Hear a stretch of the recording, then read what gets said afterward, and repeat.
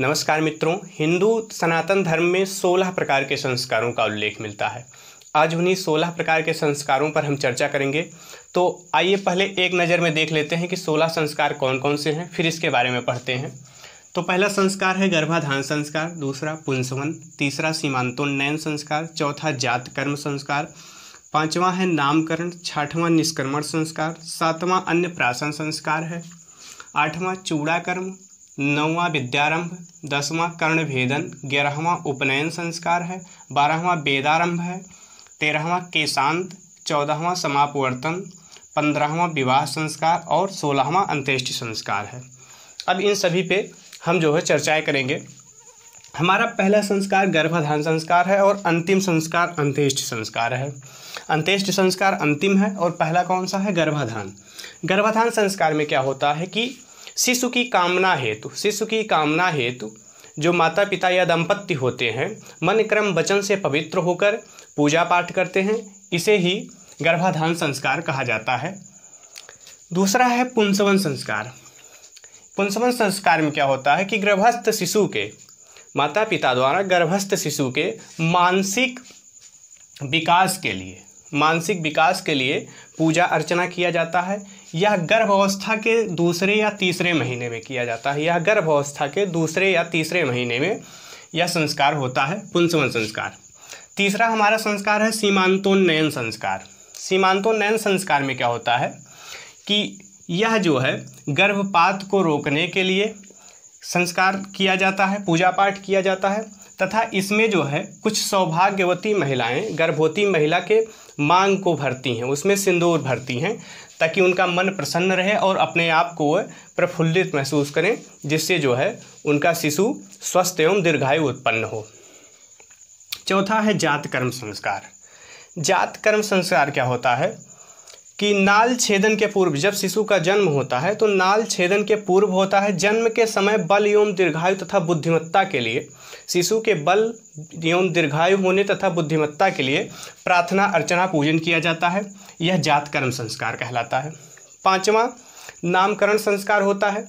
यह जन्म के 11वें दिन होता है। नामकरण संस्कार जन्म के 11वें दिन होता है। जन्म से 10 दिन तक सूतक माना जाता है, इसीलिए 11वें दिन नामकरण संस्कार किया जाता है। पंडितों विप्रों के द्वारा बालक के नाम का नामकरण यानी बालक का नामकरण किया जाता है। छठवां है निष्कर्मण संस्कार। निष्कर्मण संस्कार क्या होता है कि जन्म के चौथे माह में बालक को घर से बाहर निकाला जाता है और सूर्य तथा चंद्रदेव के दर्शन कराए जाते हैं। सूर्य तथा चंद्रदेव के दर्शन कराने का यह मतलब होता है कि बालक में सूर्य के समान तेज और चंद्रमा के समान शीतलता प्राप्त हो। बालक को सूर्य के समान तेज तथा चंद्रमा के समान शीतलता प्रदान हो। यह निष्कर्मण संस्कार के अंतर्गत आता है। उसके बाद होता है अन्नप्राशन संस्कार। अन्नप्राशन संस्कार क्या होता है कि 6वें महीने के बाद होता है, यानी 6वें महीने में प्रारंभ होता है। 6 महीने के बाद, जन्म के 6 महीने के बाद बालक को अन्न खिलाया जाता है। बालक को कुछ अन्न खिलाया जाता है ताकि उसका शारीरिक विकास तेज़ी से प्रारंभ हो। और हमारे मेडिकल साइंस के अनुसार भी 6 महीने बाद ही बालक को अन्न खिलाया जाता है। 6 महीने तक केवल माँ का दूध बच्चों के लिए लाभकारी होता है। तो अन्नप्राशन संस्कार में 6 महीने बाद यानी 6वें महीने में बालक को अन्न खिलाया जाता है। 8वां संस्कार हमारा चूड़ाकर्म संस्कार है। चूड़ाकर्म को मुंडन भी कहते हैं। चूड़ाकर्म संस्कार को मुंडन भी कहते हैं। इसमें शिशु या बालक का बाल काटा जाता है। यह जन्म के पहले व तीसरे वर्ष में किया जाता है। 9वां संस्कार विद्यारंभ है। इसमें यह 5वें वर्ष से प्रारंभ होता है। इसमें बालक को थोड़ा बहुत प्रारंभिक शिक्षाएँ दी जाती हैं।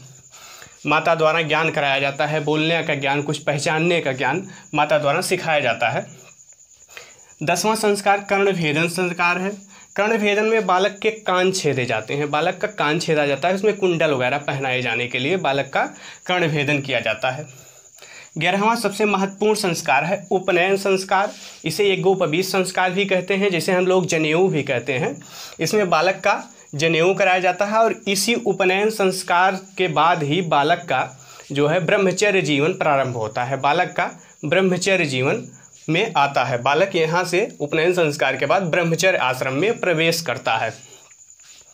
उसके बाद वेदारंभ है। वेदारंभ जो है वेद अध्ययन कराया जाता है, इसमें बालक को वेद अध्ययन कराया जाता है। इस 5वें से हुआ 7वें वर्ष, बालक के जन्म के 5वें या 7वें वर्ष वेद का अध्ययन कराया जाता है। धीरे धीरे वेद के अध्ययन की ओर जो है बालक को आकर्षित किया जाता है और सनातन धर्म की शिक्षा दी जाती है। उसके बाद हमारा 13वां संस्कार है केशांत। बहुत महत्वपूर्ण है। केशांत क्या होता है कि जब बालक गुरुकुल से शिक्षा प्राप्त कर लेता है, बालक गुरुकुल से शिक्षा जब प्राप्त कर लेता है, शिक्षित हो जाता है, तो गुरु और वहाँ के जो उसके गुरु भाई होते हैं मिलकर उसको स्नान कराते हैं, मिलकर स्नान कराते हैं। और स्नान के बाद बालक जो है स्नातक कहलाता है। स्नान के बाद जो है शिक्षा प्राप्ति के बाद बालक जो है स्नातक कहलाता है, जिसे आज हम लोग ग्रेजुएट कहते हैं। इसके बाद 14वां है समापवर्तन संस्कार। समापवर्तन संस्कार में शिक्षा प्राप्त के बाद गुरुकुल से बालक की विदाई होती है। इसमें बालक यानी जो शिष्य होता है उसको नहलाया जाता है, चंदन के लेप लगाया जाता है और जो है उसको आश्रम से विदा कर दिया जाता है। 15वां संस्कार हमारा विवाह संस्कार है। विवाह संस्कार के बाद जो है जो व्यक्ति है वो गृहस्थ आश्रम में प्रवेश करता है। विवाह संस्कार के बाद मनुष्य गृहस्थ आश्रम में प्रवेश करता है। विवाह संस्कार के बाद और कोई संस्कार नहीं, उसके बाद अंतिम संस्कार ही होता है, अंत्येष्टि संस्कार। जो मनुष्य के मृत्यु के बाद जो संस्कार जो भी विधान किए जाते हैं उसको अंत्येष्टि संस्कार कहा जाता है। तो ये 16 संस्कार था मित्रों। वीडियो आप लोगों को अच्छा लगा हो तो लाइक करें, शेयर करें, चैनल को सब्सक्राइब करें। वीडियो देखने के लिए आप सभी का धन्यवाद।